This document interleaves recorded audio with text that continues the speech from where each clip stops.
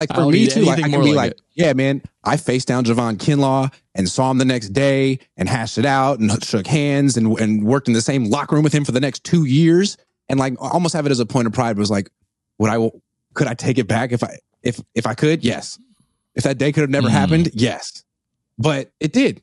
And I think what would be really cool, and I wouldn't bet against it, if I see Javon Kinlaw one day when we're like both 50, that we would get a kick out of seeing each other. I think that's just how life works, at least when it's good.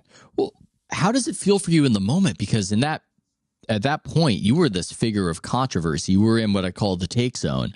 I am wildly uncomfortable. Where everyone has a take on you, and it's the same one? Yeah. That you're bad. Yeah. Or maybe, that's what most people say. The worst. I mean, everything that's bad with journalism, nay, society. Yes. Yeah. Yes. No, you were held up as one of those guys. I think McAfee might have taken a shot at you.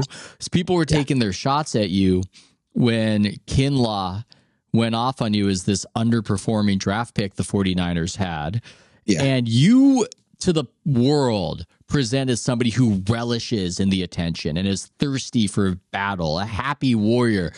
Yeah. I don't know anybody who enjoys being in that situation. No. I know I don't. I wish I did. I would be better off if I did. But when it was actually going down, I mean, what were you experiencing? How did it feel? It was kind of terrifying. But all I could think was, you got to stand your ground. Can't back down. You said what you said. And now he's going to say what he says. And that's okay. But you can't shrivel. You can't take it back. You can't seem scared, even though you are. I mean, even though like you realize what's at stake, this is being like, first it was on the practice field, then it was on my stream. I mean, then it was 3 days of being canceled or whatever. It was awful. I wouldn't wish that on anyone. But when it's happening, it's like, well, it happened. Now I gotta keep my head up high and not believe when the whole world says you're the worst person. Like you gotta, because what it really was, it was a function of the off season. I mean, nothing was going on. It was May. People wanted something to talk about. We gave it to them. And then I think a week later, someone in the Giants got slapped before a game. Who was it? What was that guy's name? I can't remember. Was it Pally High?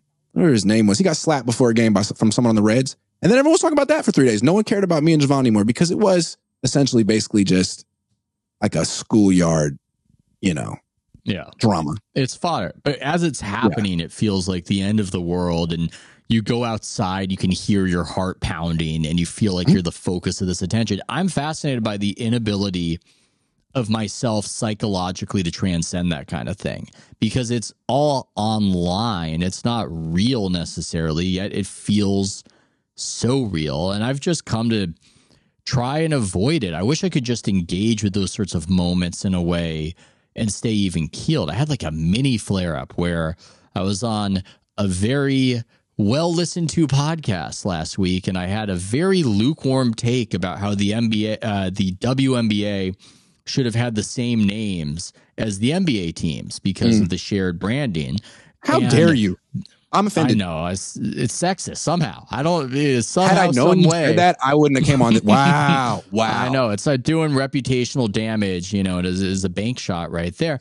No, I could even. I know some media people were also expressing outrage, but then it's so fake. I mean, maybe somebody found some way to be offended by that, I suppose, but I don't. One of the reasons why I don't even want to engage with the reaction is that you're almost bathing in the disingenuousness of others, and it's an ugly thing versus, I don't know, a more analytical assessment of what one should do or should not do.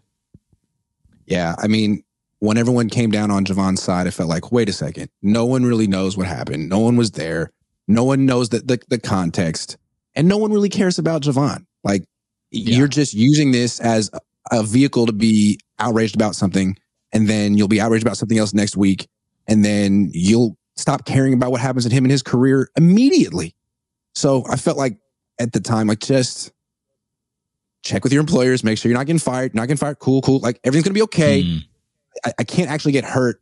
But it's funny, like, since then, yesterday I was at the Giants game and I was sitting, I ordered a beer and the guy came up and he was like, "You're a sports writer."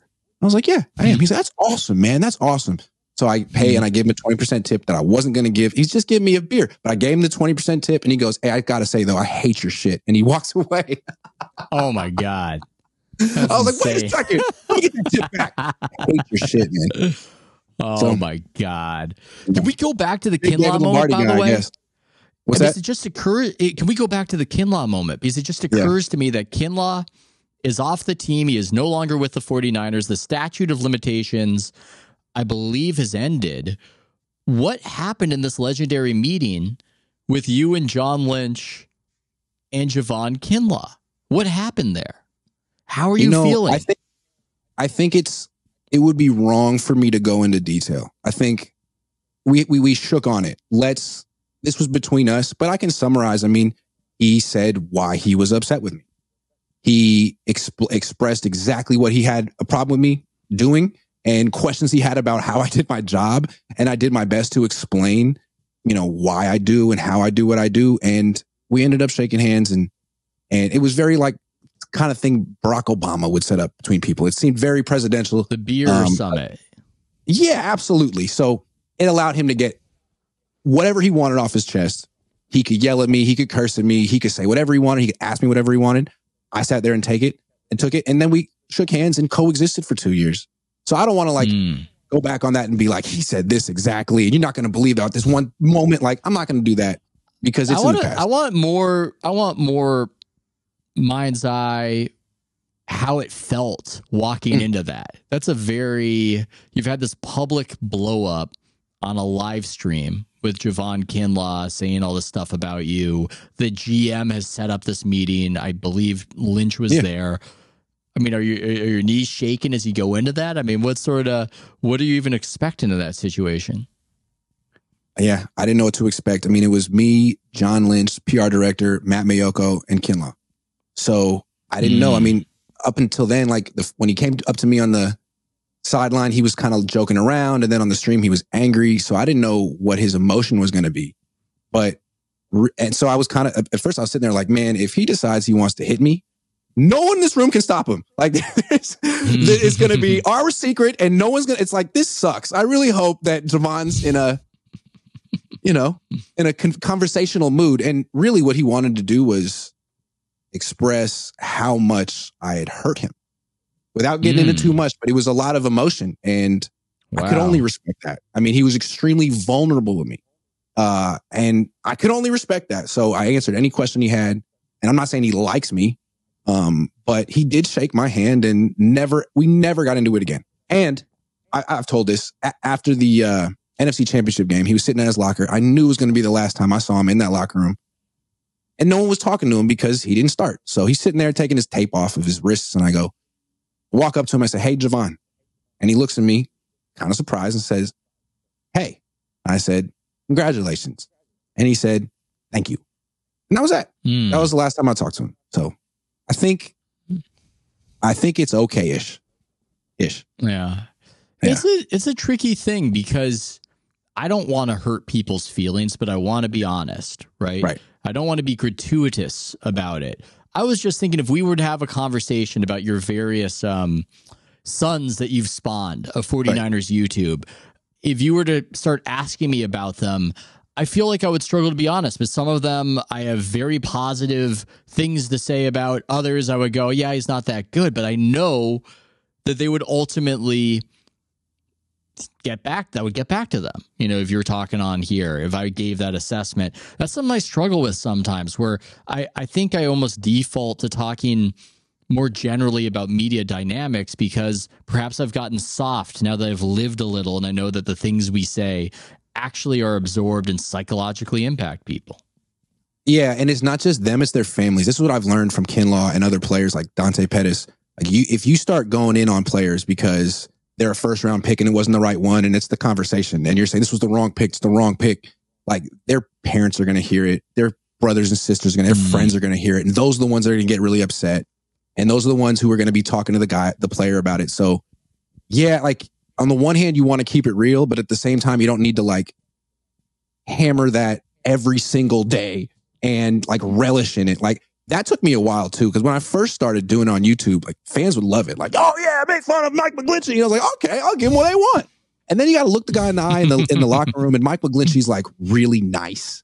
And he would never, like acknowledge that it hurt his feelings or affected him. But clearly, like, I'm like, oh, he has more dignity than I do. So it took me a while to kind of find a middle ground that I felt comfortable with. Like Javon Kinlaw, I probably was too snarky about a guy whose biggest sin was having a messed up knee. Like, it's not like he didn't work hard. It's not like he didn't want it. I think that's basically what he wanted to express to me. Like, dude, I want this. I'm doing everything I can. My knee's messed up. And why does that make you happy? And I try to explain to him, it doesn't. It really doesn't. And I apologize if I discussed you in those ways, like it with glee, because I don't feel that way. And I try hard not to do that anymore.